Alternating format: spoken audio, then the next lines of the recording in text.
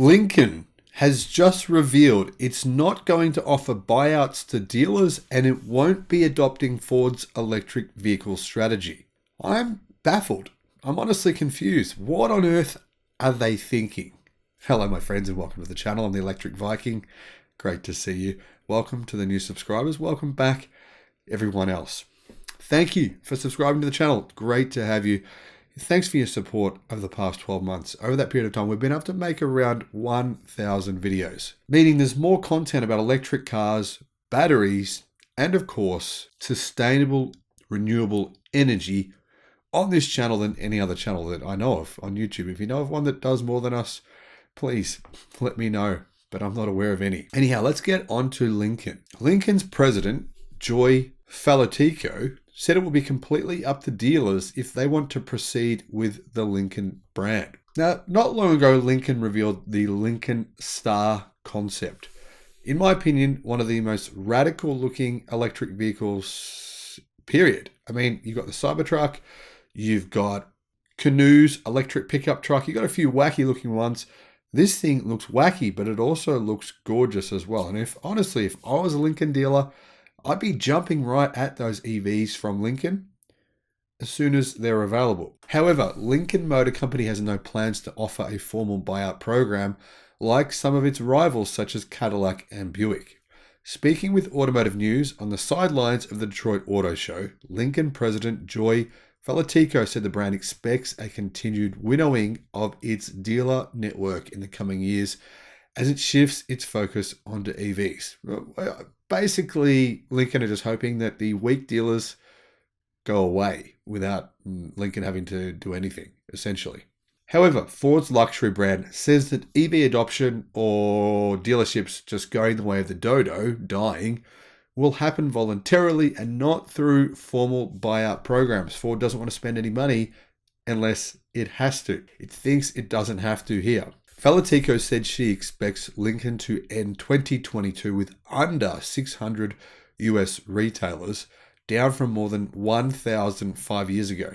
I mean, that's going to be a drop-off of more than 400 dealers in less than 5 years. That's quite a big change. And to be honest, it sort of looks like Ford's saying, you know what, Lincoln, yeah, we don't really value you guys as a brand. Bit concerning for Lincoln dealers, to be honest. Joy said this: I think there's opportunities for us to continue to consolidate the network, but it will be in a voluntary situation. We don't plan to have any specific buyout program. We continue every year to work on the network and say, do we have the right dealers in the right markets with the right focus? If you're hearing these kinds of words and you're a Lincoln dealer, I feel for you. It does sound like Lincoln wants to cull dealers. They're saying, yeah, we don't need all of you. Some of you should just go away. So Joy said that as Lincoln pivots to EVs, dealers will have the opportunity to decide if the investment required to sell Lincoln EVs makes sense for them or not. The Lincoln president said it will be completely up to them if they want to proceed with the Lincoln brand. What is she meaning here? Well, read between the lines and you can see what she means. It's pretty obvious. Ford have just released that if you want to continue being a Ford brand, basically in 5 years from now, in other words, if you want to sell Ford's EVs, you have to subscribe to two choices. You have the first choice is you have to invest about $500,000 or just over about 600,000 into EV infrastructure at your dealership. The second plan is about 1.2 million, and that's to install multiple chargers at your dealership and do a bunch of other things, have a lot of training for your staff, etc.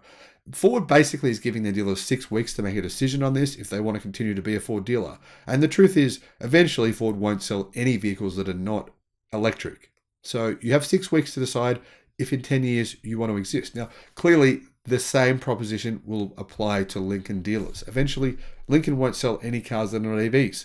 So these dealers that don't want to sell EVs, they'll just have to disappear. So what this means is that Lincoln's approach to dealers in the EV era is different not only from Cadillac's, which offered buyouts to about a third of its dealers that refused to invest in EVs, it's also different to Ford's strategy. On September the 15th, the Ford brand rolled out new car sales requirements for its retail network in order to sell EVs or to sell cars, period, in the future, including choosing one of two investment levels. that I just explained. However, Lincoln plans a similar meeting with its network in early October, but it's not expected to follow Ford's model of saying to dealers you have 6 weeks to decide if you have a future with the company. We're not exactly where Ford is on it. I don't see us needing to have a multi-tiered approach because we're a smaller brand. Joy added that Lincoln's certification program will likely have a different timeline than Ford's, which makes sense given that the luxury brand doesn't have a single electric vehicle on sale now at all, which is very, very concerning, surely, for dealers. I mean, maybe Lincoln dealers are saying to themselves, does Ford even see a future for the brand at all? We're still working on the exact timing. We do expect we'll need to be getting on with it as well, given the lineup we've said we'll have coming. We're not exactly tied to the same time frame as Ford. Lincoln plans to offer 3 EVs by 2025 and 4 in total by 2026. So clearly, even if it does have 3 EVs in 2025, it's not a lot of models. And I think, having this many dealerships, nearly 1,000 dealerships across the United States, it's just way too many for this niche brand, which, to be honest, may not even exist in 2030. I'm not so sure if it will or it won't. Let me know in the comment section below. Do you think Lincoln will exist in 8 years' time? I think Ford is sort of not convinced, not really committing 100% to investing in Lincoln. Maybe they're not sure that the brand will exist, and I think there's a good chance it won't. But let me know what you think in the comments section. And as always, guys, thank you for watching. Have a great day. Bye-bye.